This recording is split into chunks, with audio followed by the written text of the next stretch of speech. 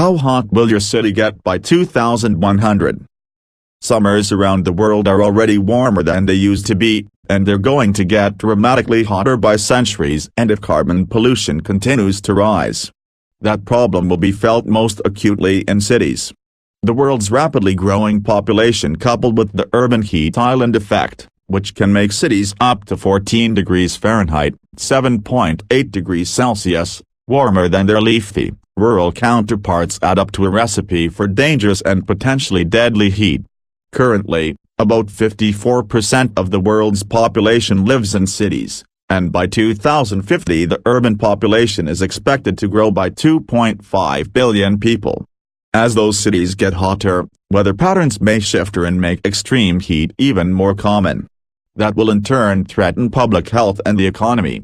To illustrate just how hot cities' future could be and the choices they face, Climate Central created the interactive below.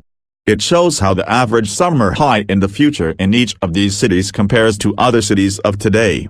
In some cases, the shift puts them in a completely new temperature zone. Under the high-pollution scenario, currently mild Ottawa, Canada could have the tropical climate of Belize City by 2100. Mountainous Kabul, Afghanistan could feel like coastal Colombo, India. Already hot Cairo, Egypt could feel like its downright sweltering neighbor Abu Dhabi. The average land temperature is projected to rise 8.6 degrees Fahrenheit, 4.8 degrees Celsius, but due to the vagaries of geography, some cities will warm much more.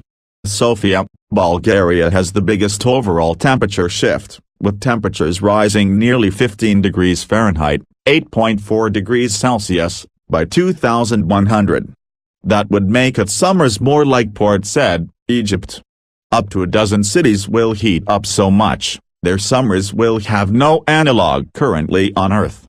Khartoum, Sudan's average summer temperature is projected to skyrocket to 111.4 degrees Fahrenheit, 44.1 degrees Celsius, if carbon pollution continues unchecked. That shift underscores that unless carbon pollution is curbed, the planet could be headed toward a state humans have never experienced. Reducing carbon emissions still means temperatures will rise in cities, and everywhere else. In Khartoum, moderate cuts mean the city's summer average high is projected to top out at 106.9 degrees Fahrenheit, 41.6 degrees Celsius, a high that is still hot as Riyadh, Saudi Arabia to be exact, but at least of this planet hot.